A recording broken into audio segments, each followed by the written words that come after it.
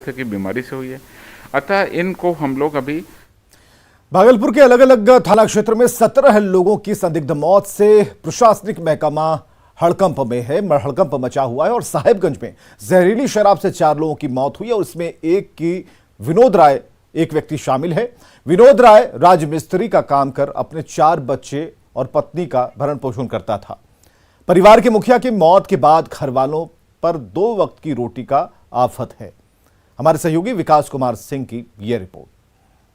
जिले में जहरीली शराब से 17 लोगों की संदिग्ध मौत हो गई है, तो वहीं भागलपुर के विश्वविद्यालय थाना क्षेत्र के साहेबगंज में 4 लोगों की जहरीली शराब से मौत हो गई है। उसमें से एक जो है विनोद राय की मौत हो गई है। विनोद राय जो कि साहेबगंज के रहने वाले थे, जमालपुर के रहने वाले थे और साहेबगंज में उनकी शादी हुई थी और तकरीबन 25 सालों से जो है विनोद राय अपने ससुराल में रह रहे थे और वो राजमिस्त्री का काम कर रहे थे। परिवार के मुखिया की मौत के बाद जो है अब परिवार वालों पर, घर वालों पर रोजी रोटी की आफत आ गई है। विनोद राय के परिवार में तकरीबन 4 बच्चे हैं और उनकी पत्नी जो है वो पूनम देवी। उनसे हम बात करते हैं किस तरह से अब जब विनोद राय की मौत हो गई है कैसे अब रहना होना होगा, कैसे घर परिवार चलेगा।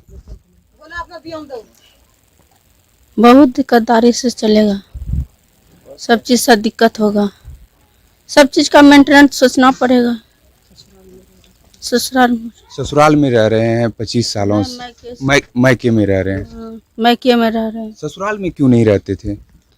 ससुर और भैंसुर दोनों मिलके गद्दारी किया, वहाँ से निकाल दिया था, रहने के लिए दिया था नहीं, इसीलिए मजबूरी यहाँ रहना पड़ा, बाल बच्चा पोसना पड़ा, क्यों शादी हो गया था।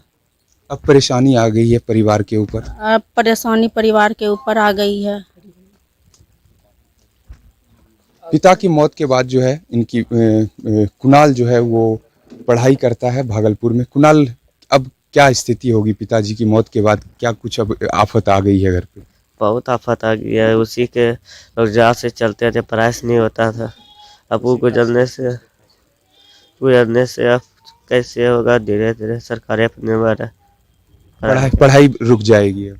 हाँ, पढ़ाई रुक ही जाएगा। वो भाई देखता घर का खर्चा कर रहा था, उसी के खर्च पे आश्रित था, उसी के खर्च से घर परिवार चल रहा था। विनोद राय के जो काम मजदूरी करते थे उसके पैसे से घर चलता। घर का मुखिया वही था, भाई घर का मुखिया भी था, पैसा उसी पे खर्चा था। पढ़ाई भी रुक जाएगा। वो होली के दिन शाम को पिए थे, उसी के वजह से सुबह में उसको और उल्टी पुल्टी हुआ। वो हॉस्पिटल मायागंज लेके गए, डेट कर गए वो, और इसके बाद जो भी हुआ चलिए रहा है। अब कैसे घर परिवार चलेगा? घर परिवार अब शादी ब्याह जो भी करना पड़ेगा सर। हम पहले तो नहीं कमाते थे, पहले खेल कूद में बाप के कमाई से हम जो भी करते थे अपना घूमते फिरते थे। अब कमाना पड़ेगा और बहन की शादी करनी है, बड़ी जिम्मेवारी है जी।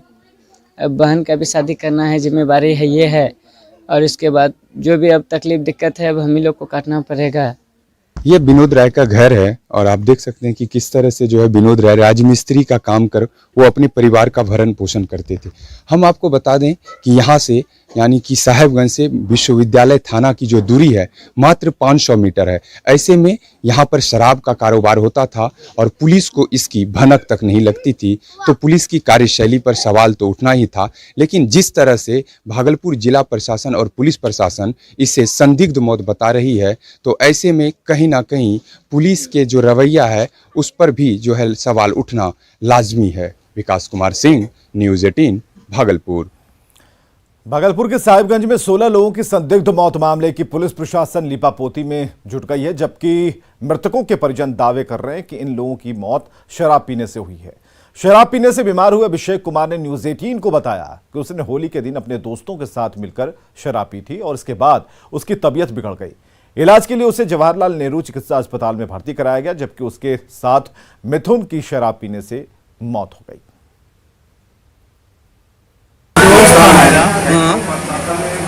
वो बोला व्यवस्था हो गया है, उसके बाद हम दोनों मिलकर परसों पिए थे होली के दिन, और कल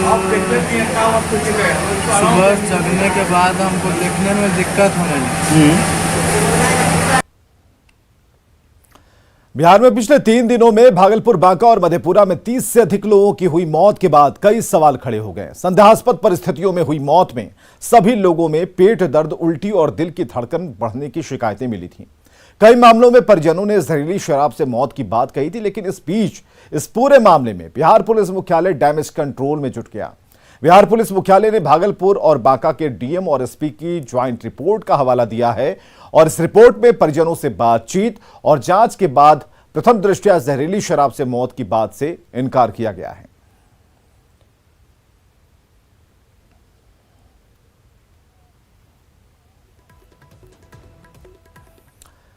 तो एक तरफ भागलपुर, मधेपुरा और बांका में शराब से मौतों की आशंका जाहिर की जा रही है, तो वहीं पटना में नकली शराब बनाने की फैक्ट्री का खुलासा हो गया। पुलिस ने पत्रकार नगर, गौरीचक और आलमगंज में छापेमारी की, जहां से शराब बनाने के सामान बरामद किए गए। पुलिस के मुताबिक शराब के लिए स्पिरिट कोलकाता और झारखंड से मंगाया गया था। पुलिस स्पिरिट सप्लाई करने को लेकर मद्य निषेध विभाग से संपर्क करेगी। अभी तक 1 दर्जन से ज्यादा लोगों की पहचान की गई है, जिसमें कई सफेदपोश शामिल हैं। सभी की गिरफ्तारी के लिए पुलिस ने रणनीति बनाई है। दवा बनाने वाली फैक्ट्री से होम्योपैथिक दवा, ब्रांडेड शराब कंपनियों के रैपर, हजारों बोतल, पैकिंग मशीन शामिल हैं और इस मामले में 4 लोगों को गिरफ्तार किया गया है। होली के दौरान राज्य के कई जिलों में जहरीली शराब पीने से कई लोगों की मौत हो गई और राजधानी पटना में पौष इलाका है, ये पौष इलाका आप देख सकते हैं यहाँ पर, और यहाँ पर नकली शराब बनाने का धंधा चल रहा था। पत्रकार नगर, गौरीचक और आलमगंज इलाके में पुलिस ने दबिश दी और 4 लोगों को गिरफ्तार किया गया है। और यहाँ पर पुलिस ने जब छापेमारी की, विजयनगर का ये इलाका है, तो यहाँ पर पुलिस ने छापेमारी कर, ये जो आप देख रहे हैं, इस फ्लैट में बाजाबता नकली शराब बनाया जा रहा था। एक होम्योपैथिक डॉक्टर जो था यहाँ पर गोडाउन चला रहा था और ये देखिए इसको सील किया गया है पुलिस द्वारा। यहीं पर नकली शराब बनाया जा रहा था और इसमें फिलहाल 4 लोगों को गिरफ्तार किया गया, लेकिन कई लोग अभी भी पुलिस की गिरफ्त से बाहर हैं, जिनको पकड़ने के लिए कार्रवाई चल रही है। सबसे बड़ा सवाल यही है कि आखिरकार पटना में नकली शराब का धंधा चल रहा था और एक होम डिलीवरी बॉय जब पकड़ा गया, उसके बाद इस पूरे मामले का उद्भेदन हुआ है और अभी केवल 4 लोग पकड़े गए हैं। एक बड़ा रैकेट है जिसकी गिरफ्तारी करना पुलिस के लिए चुनौती बनी हुई है। जो पैकिंग मशीन है वो रिकवर की गई है, इसके अलावा कई दूसरी चीज़ें रिकवर की गई है और इस पूरे मामले का उद्भेदन पटना पुलिस के लिए एक बड़ी चुनौती है। सबसे बड़ा सवाल यही है कि होली में जहां पुलिस शराब के धंधेबाजों पर नकेल कसने के लिए रणनीति बना रही थी, मद्य निषेध विभाग की टीम रणनीति बना रही थी, वहां पर नकली शराब बनाया जा रहा था, वह भी राजधानी पटना के पौष इलाके में उसका गोडाउन चल रहा था और गौरी चौक से लेकर आलमगंज और पत्रकार नगर का ये विजयनगर इलाका इसके केंद्र बने हुए थे। कैमरा पर्सन सुबोध के साथ संजय कुमार, न्यूज़ 18 पटना। और खबरें लगातार जारी हैं। आप